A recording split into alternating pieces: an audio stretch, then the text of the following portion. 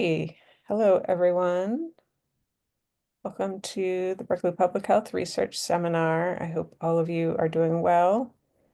I'm looking forward to the holiday later this week. I think I get the sense that everyone could use a bit of a semester, I don't know what, reprieve, a little moment of calm as we're hurtling towards the end here.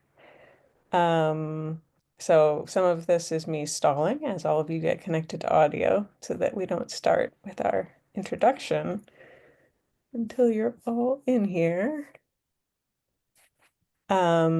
So I am really pleased you're all here despite it being so close to the holiday. It speaks to the interest there is in the topic from our speaker. So our speaker today is Steph Bertozzi, professor of health policy and management. And he has all variety of affiliations and is very busy. He's worked in the past with Bill and Melinda Gates, the Mexican National Institute of Public Health, UNAIDS, WHO, the World Bank, and the government of Zaire. And he is the editor-in-chief of Rapid Reviews COVID-19, and he will be talking to us about that today. So thank you so much, Steph, and we're looking forward to your talk. Well, thank you very much, Jen. I appreciate that. I'm going to share my screen. Let's see if this will work.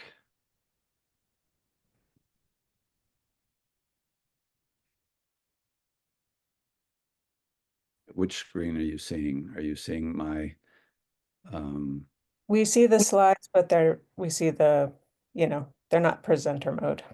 They're, yeah, let me yeah, reshare. There we go. All right, now you're seeing the right one? yeah, that looks right. Very good. All right, so we're going to be talking a little bit about open science today. And this is really, I would say it's as much an advocacy chat and a recruitment chat. It certainly isn't a scientific presentation. But I'm going to start just by making a pitch for open science in general. And I'd like to say that I think this is something that we as a school, we as a campus, and we as a university need to take much more seriously. And that's because one of the great advantages of open science is it makes science available to everyone all over the world. And scholars who would like to share their science are stymied by expensive publishing fees. And scholars who would like to access science, including our science, are stymied by paywalls. So the open science movement is really all about giving people access to science everywhere. And that's people who aren't in fancy R1 universities that can afford to buy access to any sort of science within this country. And of course, it applies to people in countries that have even less access. So let's go through a couple of things. First, I just want to show you how UNESCO approaches this.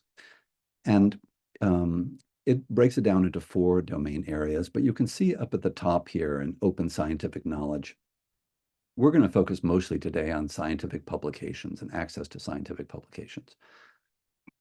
But there hasn't been just a revolution in access to scientific publications, but also in access to open research data. And I think this is certainly a partially fulfilled promise.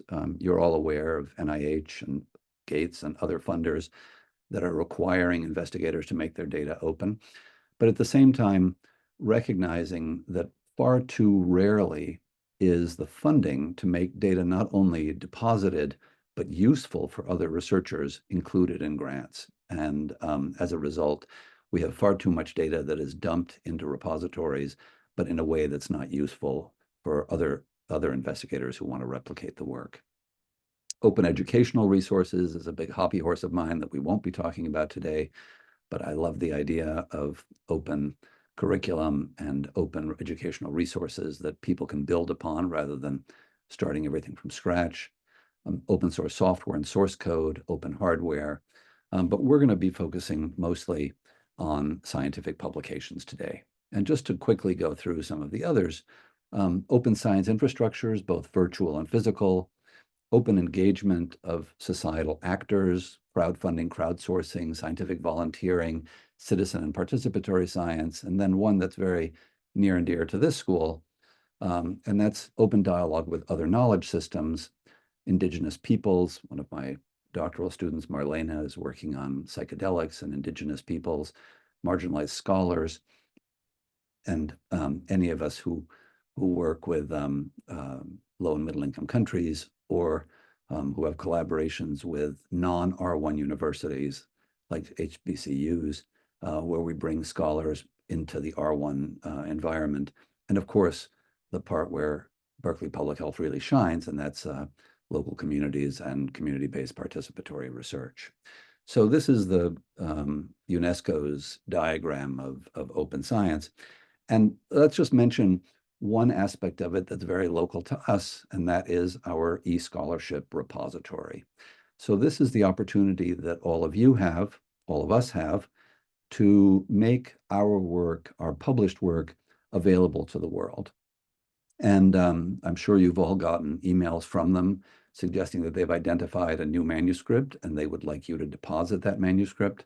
And I'm embarrassed to say that, of course, I did that just now and realized that I have 12 publications that I have yet to upload onto the repository. So by the end of the Thanksgiving break, I'm hoping that that is now 0. But what this allows you to do is basically, you can take, it may be that the published version of a manuscript is not allowed to be published. So my most recent publication is the top of the list here, and it's not allowed to be published in its published version because The Lancet is owned by Elsevier and it's a profit-oriented enterprise. But what you can do is upload the version that was accepted for publication, which means after peer review. And it is the text that will then be copy edited and laid out and formatted by the publication and published. So all of you should go to this homepage, oapolicy.universityofcalifornia.edu, and check to see what publications you have pending that should be uploaded. So mostly, though, I'm going to focus on preprints. So most of you, I'm sure, are very familiar with preprints. I hope all of you are preprinting. But what are they? They're manuscripts that have been uploaded onto a public server. Now, what's the contrast with the e-scholarship repository at UC? That is typically to make available a version of record in a free version of record version, but as close as possible to that version of record to the world. So basically giving people access so they don't have to go behind a paywall. But preprints are something that you can use when you first have your results ready. As you are thinking about submitting for publication, or even oftentimes when you have preliminary work where you're going to still do a couple more experiments or a couple more analyses to add to the work that you've done, but you can share that work on a preprint server. And why would I want to do that? Well, one thing is that by posting it on a preprint server, it becomes a version which gives you intellectual claim to that work. You're not going to get scooped because somebody else manages to get published faster than you do if you have posted something on a preprint server. And also, people pay attention to it. It increases the citations that you get of your articles. You can get feedback even before publication. And of course, you can use it on your CV as evidence of productivity, even in advance of publication of a version of record. Now, and of course, from my perspective, most of all, everyone all over the world will have access to your science as soon as you put it up on a preprint server. Now, I had nothing to do with the preprint world. I got involved in this because of COVID, but I've become very passionate about the importance of preprinting to give people access to our work. And the University of California right now preprints about 10% of what it publishes. It could preprint 100% of what it publishes and be far more inclusive with respect to sharing our science. And so I encourage all of you to walk the talk and preprint at least as soon as you're submitting for publication, if not a preliminary version even sooner than that. One of the great things about a preprint server is that you can upload a preliminary version and then you can upload a definitive version over the top of it, and it'll maintain the record for you. So the publishing process, as you know, a peer-reviewed article can go around and around and around because you submit it first to Science and it gets rejected, and then you submit it to the New England Journal and then it gets rejected, and then you submit it to JAMA and then it gets rejected, and finally it's published somewhere else. While a preprint, 1 or 2 days later, it's posted. So you're basically claiming that real estate with your preprint as the manuscript goes through the pre-review process, and there are other benefits, right? And it's easy. All you have to do is get your co-authors on board, choose a preprint server, check the journal policies, and make sure that the journal that you're intending to publish in accepts manuscripts that have been previously posted. Almost all of them do, but there are a couple like Health Affairs that still don't. Choose a license, which is sort of under what conditions are you sharing your work, and then upload your manuscript, and Bob's your uncle, you're done. This is an example of one where many public health manuscripts are posted, but there are many, many of them that you can choose from. And this is what a typical manuscript, this is actually on bioRxiv rather than medRxiv, but they're both run out of Cold Spring Harbor, and they're both funded by Chan Zuckerberg, and they look almost identical. And you've got lots of information about them. And what you notice here at the bottom is that you can see whether it's been, this is a brand new paper, it was posted yesterday. You can see it was submitted on the 23rd because you can see the DOI down here has the date of submission. And it hasn't yet been tweeted about or hasn't had any media stories yet, but it was brand new. It might have now by now, but this was yesterday. And here you can see Social Science Research Network, another large preprint server popular with social scientists, where you can also upload your manuscripts. Unfortunately, Social Science, SSRN has now been bought by Elsevier, while the bioRxiv, medRxiv are both not-for-profits. And here you can see the way a preprint appears, and you can obviously click into it on SSRN. So it does really help to increase the visibility of your work. It's like tweeting about it. You can get action in social media because of preprinting. And it's almost like the way that the film industry campaigns for campaigns for a movie before it's actually released.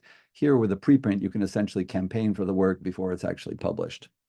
And you can see here some of the statistics about that. And of course, as I said before, everyone everywhere will have access to your science. And that's, I think, a core principle for us. And there's a lot of preprinting happening, but not nearly enough preprinting happening. I mentioned before this scoop protection, because people are worried that if they preprint, they might somehow lose or create the possibility that somebody might scoop them by taking their work. The opposite is true. You're creating a version of legal record on a preprint server, which has a DOI and establishes that you were there intellectually first. So it's the opposite of being vulnerable to being scooped. This is protecting you against being scooped. And you can see here that up on top, the cumulative growth in preprinting, and on the bottom, you can see over here on the left in the biomedical sciences, how there was this dramatic increase, a tripling over the first year of COVID, and then not as much growth as certainly I would have hoped after that. I mean, the level has been maintained, but not a lot of growth. I mean, it's still obviously cumulatively a lot of preprints, but I would have liked to see a higher percentage of science being preprinted. Now, these are just some things that people are concerned about or mention with respect to preprinting. And I just thought it might be good to throw that up there and ask if anybody has any questions before I go on to talk a little bit about our effort with rapid reviews. Let me see if I can see people. Lauren and Jen, if anybody raises their hand or something, just because I'm not at home, I don't necessarily see somebody doing something. Oh, I see a couple I things in can the let chat. you know. Yeah, no questions yet in the chat, but I can let you know if I see anything. All right, great. I'll keep going then. So what have we got? We've got something called Rapid Reviews Infectious Diseases. And This is, you can go to our website and you can see that what we do, it's called an overlay journal. I'd never heard of that before MIT reached out. And what an overlay journal does is it publishes reviews of preprints.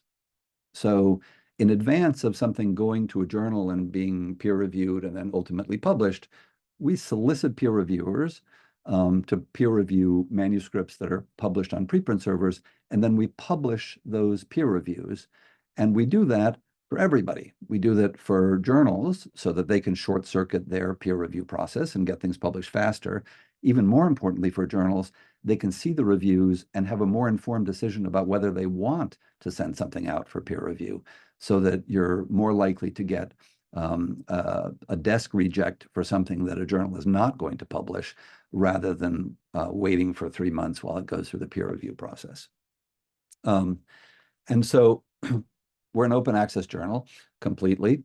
We're published by the MIT Press and then hosted by something called PubPub, which is an open access, open source website for not-for-profit journals. We started during COVID. We started actually publishing reviews in June.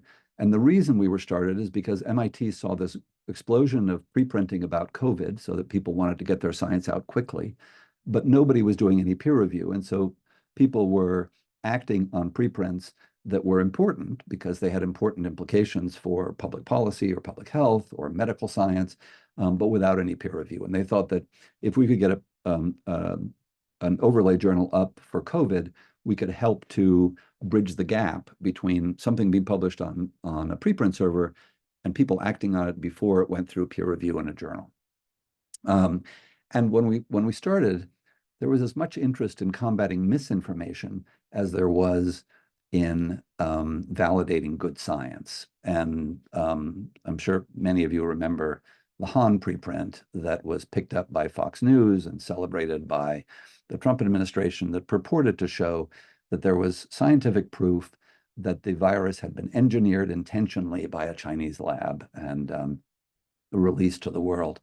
And so we reviewed that one and we debunked it. I actually had to convince some high-profile people like Bob Gallo to review it and put their, sign their name to the review saying this is garbage science. But now most of the time, we are trying to validate good science, important science, rather than debunking science. The way I approach it is that if Fox News or even the Twitter sphere is starting to pay a lot of attention to a preprint that we think is likely one that should be debunked, we'll send it out for peer review.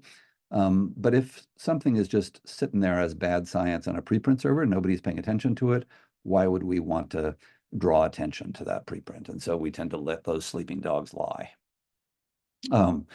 We're based here. We're published by the MIT Press, initially by the McGovern Foundation. Then Lynn Barr gave us an important gift that bridged us to our grant from the Gates Foundation, which now funds the majority of our work. And we are busy fundraising, thinking about what will happen when the Gates grant finishes.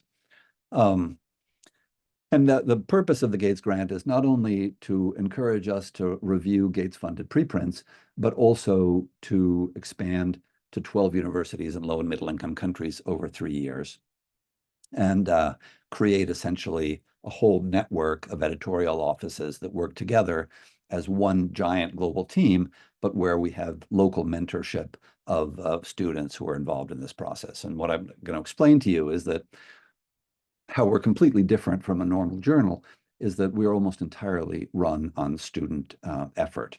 And we spend more time training and educating students than we do actually reviewing and publishing reviews. So we think of ourselves as much an educational enterprise as a publishing enterprise. And some of you have seen probably that the Gates Foundation has issued a new open access policy. And starting in January, all Gates-funded research will be required to preprint, and they will no longer fund the fees for open access journals. So they're going to have a very different approach to making the research that they fund open access. And that will probably lead to quite a substantial increase in manuscripts for us to review. So We also think of ourselves as part of a much broader community of sort of open science radical advocates. So we really advocate for the democratization of academic publishing, making it more accessible and more inclusive for authors who seek to publish, for reviewers, and for readers. So almost all of our reviews are authored reviews, and they're published over the author's name. We do offer reviewers the possibility of reviewing anonymously. Of course, they won't be able to claim the DOI as being of the review as being a piece of published work like people can if they author it. But a very small proportion, I don't know, I would guess somewhere like 2-4%, something like that, choose the anonymous option. And when they do choose it, we do some due diligence to try to make sure that there isn't any reason for them to want to be anonymous that represents a conflict of interest, right? If this is a researcher that's had a history of unhealthy competition or rivalry with somebody that they're reviewing, then we really understand that some reviewers, however, especially when they're being very critical, don't want to expose themselves to the possibility that they might be called out on social media and have problems created for them. We try to innovate to improve the effectiveness and the efficiency of how we assess the quality of scientific research. And I'll tell you a little bit about what we've been doing with AI, thanks to amazing students at Berkeley. We want a review to provide value to lots of different folks. When we provide value to scientists, what we've realized is that if we review a paper, we are not providing a whole lot of value for people who are exactly in the same field, right? If this is a structural biology paper on the structure of the receptor for a virus, the people who do exactly that kind of structural biology, they will be able to assess the quality of the manuscript themselves. Where we provide value to scientists is people who are in adjacent fields, right? So let's say somebody who might be interested in developing that receptor as a drug target, but doesn't understand the structural biology well enough to assess the quality of that paper. But if the paper is to be believed, that might affect what they do. And that, that can multiply itself out across all kinds of different fields. Because one of the things that we did when we started out with COVID was to say, we're all about COVID, and now we're all about infectious diseases, but we're completely inclusive of all disciplines that have to do with infectious diseases. So we've even reviewed humanities papers. I mean, we haven't reviewed very many humanities papers, but I remember one where we looked at, it was a linguistics paper that looked at the genderizing of viruses and diseases and how that affected the population's receptiveness to messages about the science. That's pretty unusual, but there's lots of social science papers. We do medical science, we do public health, we do biological and chemical basic science, we do engineering and the physical sciences. So we're open to any sort of a manuscript from a disciplinary perspective, as long as it's related to infectious diseases. And that's why there can be lots of adjacent scientists. Of course, we try to be of value to clinicians if it's a clinically relevant study, to public health agencies and policymakers, anybody who's interested in assessing the quality and reliability of the claims in preprints. We also ask our reviewers if they would be open to having us refer a member of the press to them if they want to get additional feedback about a preprint. But in truth, even though we're fast relative to journals, we're slow relative to the press. So typically, if the press is going to pay attention, they pay attention within a day or two of the posting of a preprint, and they want an answer right then. And we are typically, I'll show you the cycle that we go through, but we're typically not there that quickly. And we want to, of course, provide value to authors, because that's one reason to preprint early, especially if you preprint early and get feedback either from the public or from organizations like ours that review preprints, because you can get constructive feedback that you might use to improve your manuscript prior to submission or in between submission, from your first try to your second try. And of course, we want to provide value to publishers, because we want to generate peer reviews that they can use in their decision-making process. Now, when I say useful in their decision-making process, we don't ask our reviewers to do a review exactly the same way that a journal does. because a journal is asking the question, not only is this rigorous science, but should Nature publish this manuscript?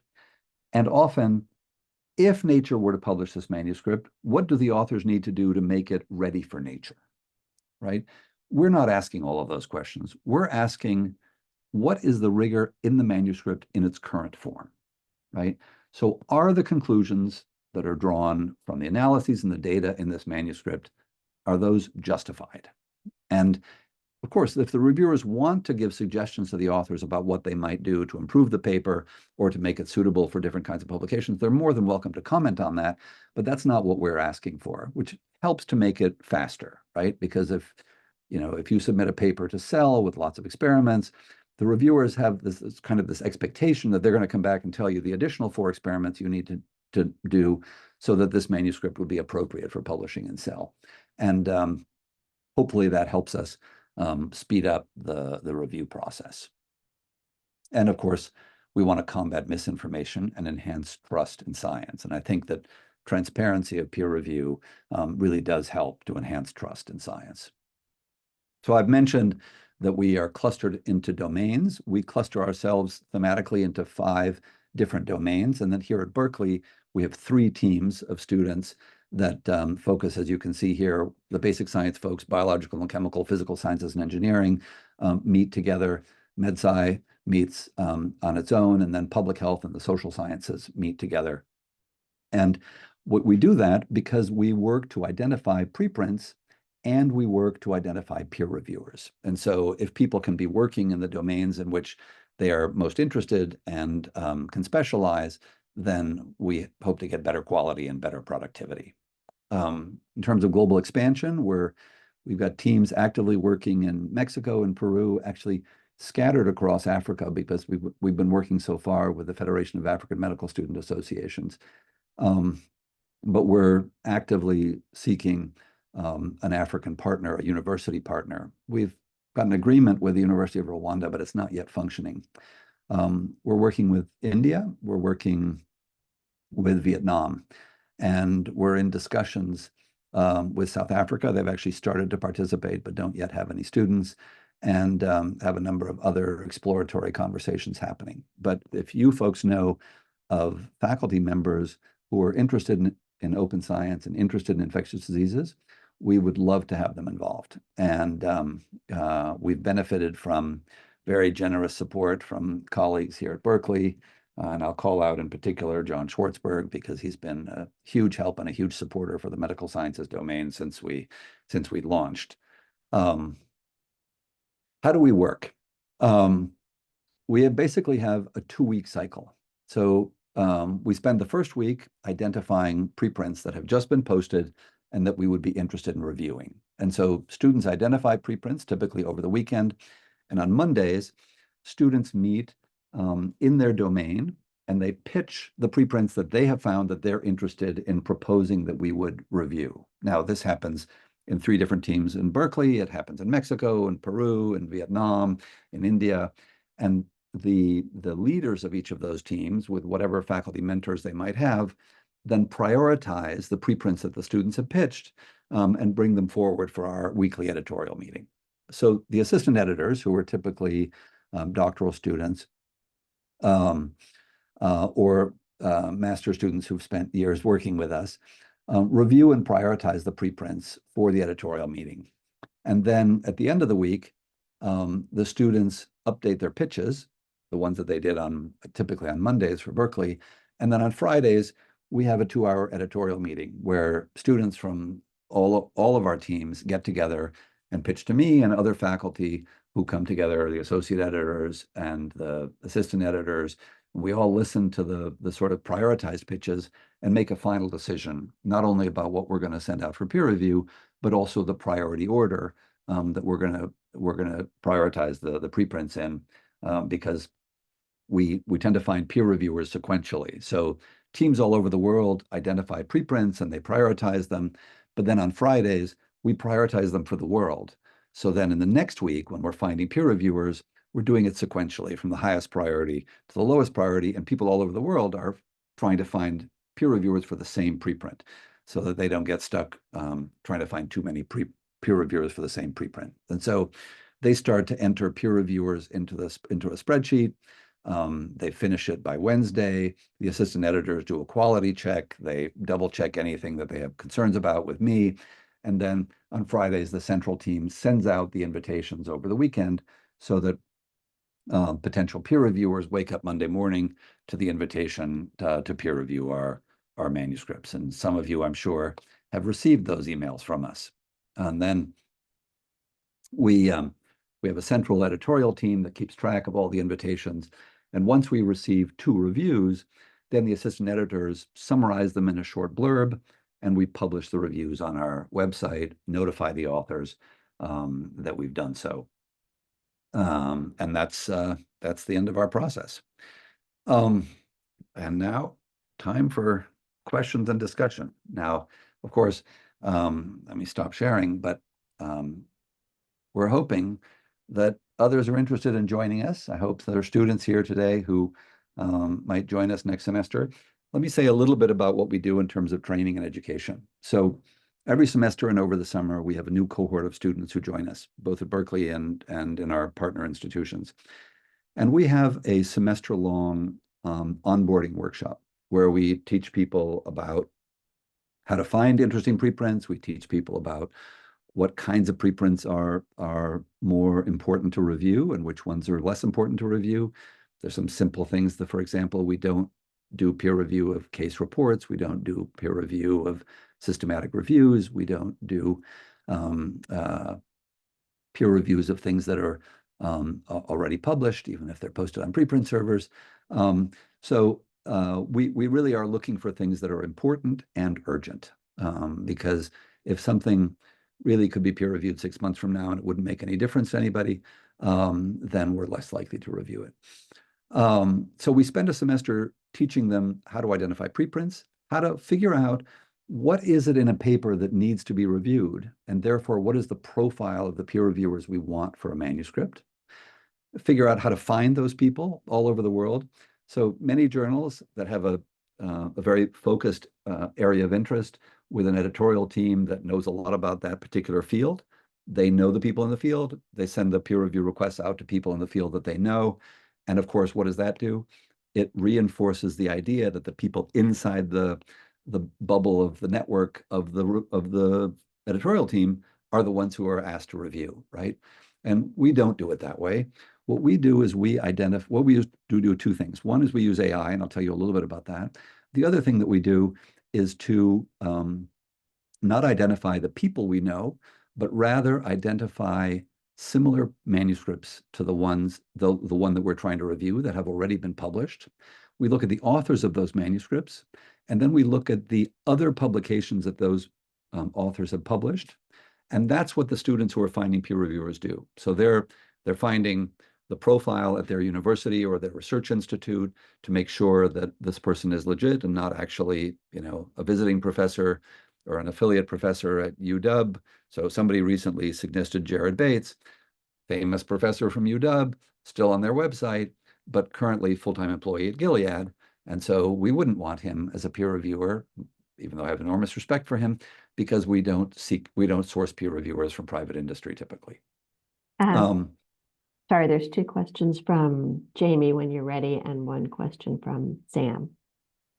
I'm happy to read them if you want. No, interesting. So this was really a revolution. Of course, this happened, 25 years ago or so in physics and statistics and math, where people started preprinting on arXiv. That was really the first major preprint server. It was much more recent in the biomedical space, because certainly when I was younger, if you preprinted something, then the major journals wouldn't touch it. In fact, you had to be careful about even what you presented at conferences and couldn't share working papers, because the Lancet wanted to have the scoop. They wanted to be able to announce this and have the press around it. But gradually over time, even before COVID, more and more journals were accepting our manuscripts that had been preprinted, and now virtually all of them do. And they all say that they're supportive of open science. And of course, as you all know, the major journals, almost all of them now provide options for making your manuscript open by paying a hefty fee.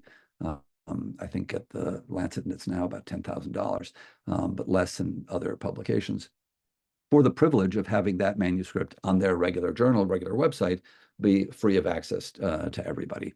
And increasingly, of course, those who can build those fees into grants. And are reviewers reviewing or validating data and code as part of the preprint process? It's a really good question from Sam. And I think that's a major problem with our peer review process, period.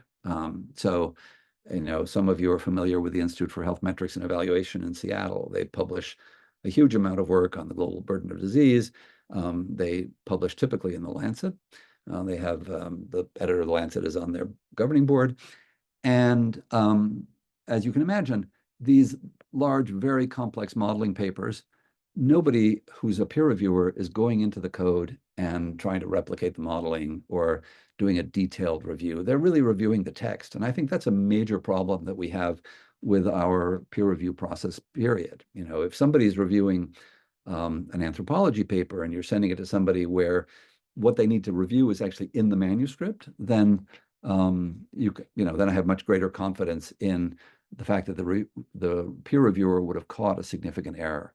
But for much of what we do with some, big science, big studies, the peer reviewer is often looking at the design. But in the case of the big modeling papers, it's a real shortcoming. So I would say no, typically not. Although, of course, they can review whatever's posted, including the supplemental materials and code and everything else that's posted.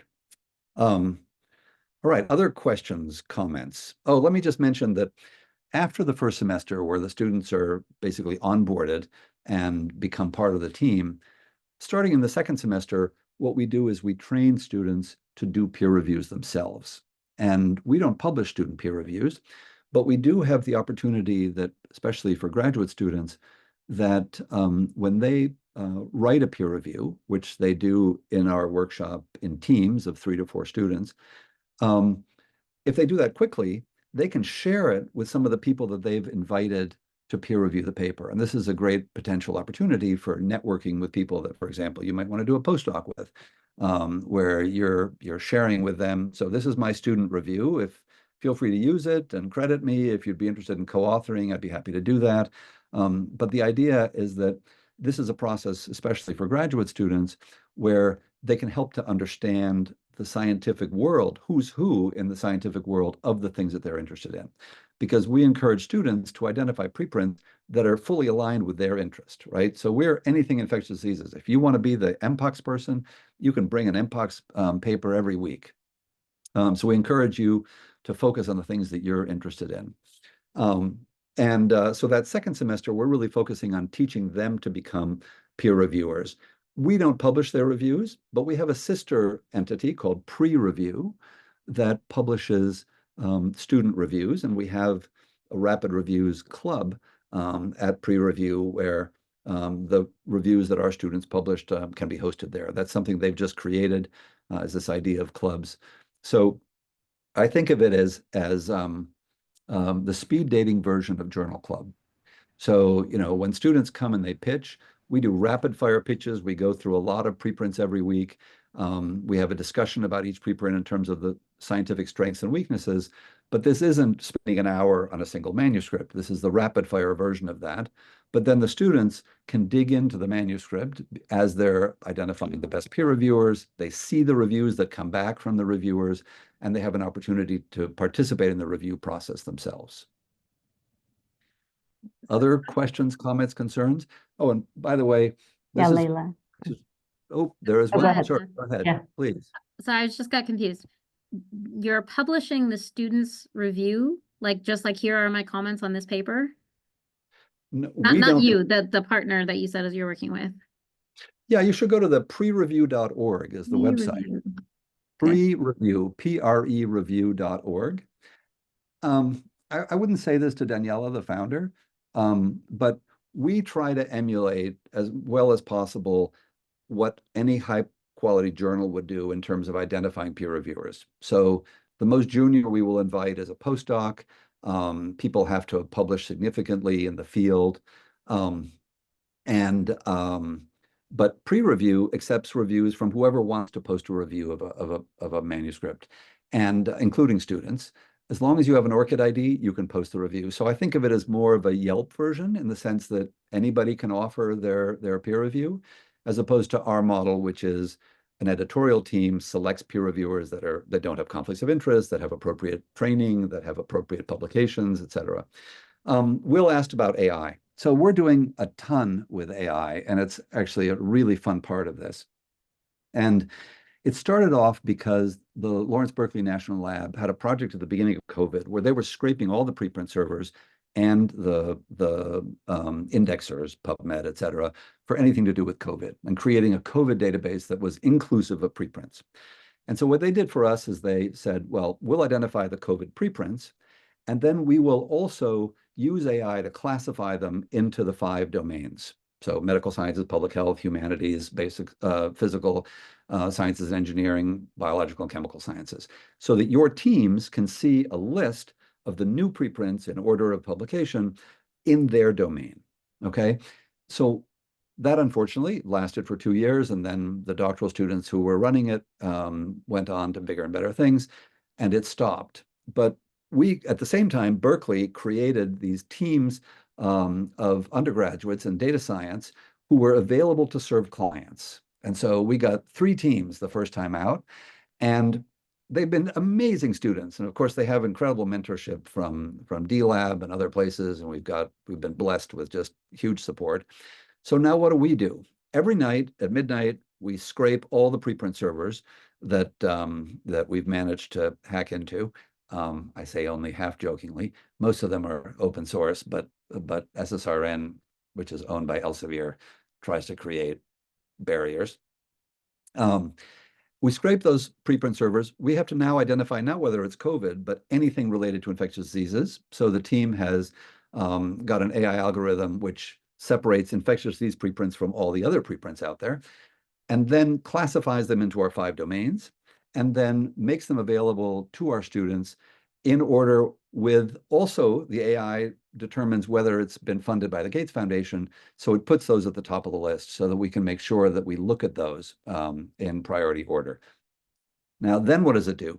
We ask the students to fill out a form that identifies the major research questions, the answers to those questions, the methods used, the reason it's urgent, the reason it's important, the profile we want for a peer reviewer, the methods that those peer reviewers need to know, and the concepts that we can use to use AI to help us identify potential peer reviewers. And so we're working with a site called Profi that does AI-directed peer reviewer identification. All of the AI that identifies similar papers or peer reviewers, unfortunately, is driven more by the topic of the paper than by the methods of the paper. But since we're typically want it to be 80-20 the other way around, we want peer reviewers who are experts in the methods used in the paper, not necessarily an MPOX. We may want a molecular epidemiologist rather than an MPOX expert. And so we adjust the concepts that feed the AI for the peer reviewers, and then we run it through the Profi system, and they generate a list of peer reviewers, of potential peer reviewers. And this is really useful for the students who are just joining us, because they don't know very well yet how to identify similar papers and what makes a paper similar enough to be useful. And so we have a whole stream of AI-generated peer reviewers that they can validate. And so the new students tend to work with the AI-generated peer reviewers. At some point, they get good enough that they can do better themselves than they can with the AI. They can find better nearest neighbor papers and identify, scanning quickly, which authors are likely to be good peer reviewers. And so the more advanced students tend to rely less on the AI. But the other thing the AI does, which is, I mean, it's getting better and better every week, is to pre-fill. For example, we ask the AI to pre-fill the 3 major methods used in the paper. The student then edits that, but it's there, right? The AI suggests the concepts, and we don't just use Profi AI, we use GPT AI because they use the API from GPT to suggest concepts for the preprint. What I'm looking for next is AI helping us to prioritize novelty of the preprint by seeing how different it, if this is a study of Mpox epidemiology in Tanzania, but there's already been one from Zambia and the Congo and Sudan and Kenya, then it's much less interesting for us than if it's the first one that's tracing the molecular epi of a new strain of Mpox, right? And so AI should be able to help us with that. It's not yet helping us with that, but that's sort of the next frontier. And then the other thing we use AI for is all of the checking of conflict of interest. So it's checking to see whether the proposed peer reviewer has published with the authors of the preprint, making sure that we haven't, so anything that we can find that would eliminate conflict of interest. Do they work for a private company, et cetera? What we're not very good at yet is finding their profile on their institutional website. And so we're hoping to get better at that. But that's the way we basically show that Jared is still actually at UW rather than having moved to Gilead, because we don't want to make those mistakes. Great, thank you. There's a Jamie. question from Jamie about how do you convince experts to review preprints, since, scholars get a lot of offers for peer reviewing it since there's so many journals. Well, I'm glad we're at Berkeley, and I'm glad that we're published by the MIT Press, because those two things help us out. If you go to our website, you'll see we have a very prestigious list of people on our editorial board, which I think also helps us out. And I think that a significant number of people would rather review for us than they would for Elsevier, rather than doing free work for a for-profit enterprise, doing free work for somebody who's providing access to scientific evaluation and review for the world. And then some people like the fact that their review is published and gets a DOI and is something that they can put on their CV. And of course, increasingly, we're part of an entire movement of folks who are doing this kind of thing. And, we were hosted not too long ago by the Howard Hughes Medical Institute that is pushing hard to have this kind of service be more recognized in academic promotions. So that means that if you review for us, your review can actually be cited by others. So it can be a published work. It's obviously not a peer-reviewed published piece of work, but it's a published work that can be cited by others. And so we love the fact that students, for example, who learn to peer review with us, even if they publish on pre-review, that pre-review that they publish has a DOI and can be cited by others. And so, I think those are all examples of reasons in response to Jamie for why people would want to do it for us. That said, every publication, I'm sure many of you are on editorial boards, is having a harder and harder time to convince people to do it. We invite 40 peer reviewers per manuscript so that we can be assured of getting 2. And that's crazy. Now, the better the job that we do at finding peer reviewers that are better suited to the manuscript, which means more likely to be interested and not crazy busy. So, I've had to tell a student that, yes, Jennifer Doudna would be a perfect person to review this manuscript, but no, we're not going to invite her because she's busy doing other things. But we can look at the 6 postdocs in her lab who might be perfect. Great, thank you. We're almost at time, but Layla did have one question about, are people citing peer reviews to point out holes or, gaps in papers, or how are they using them, or do you know? So I don't know, to be honest, Layla. And I think this is a, brand new thing, because we just have, it's a brand new thing that journals are publishing authored peer reviews. I mean, eLife is sort of the bleeding edge of that, because they're now getting punished. They were just threatened with being delisted from indexers because of their approach to publishing. But, I think this is a new thing. But if you're going to critique, let's say, a theory that somebody has published in a paper and somebody else has previously critiqued it, you might build on that critique, and then you should cite it, right? Especially if you read it before you came up with your own critique. But yes, I don't know how prevalent that is. Well, thank you so much, Steph, for sharing all that work, and really, really appreciate it. Super interesting, and appreciate everybody being here today. Hope everyone. Yeah, I can't believe how many people showed up before Thanksgiving. Thank you. Hey, thank you so much. Thank you all very much. Yeah, and have a good come holiday. join us. Send me an email if you have any interest in working with us. Great. As a faculty member, as a postdoc, as a graduate student, as an undergrad, we welcome all flavors. Great. Thank you so much, Steph. All right. Take care, everyone. Have a good holiday. Bye-bye.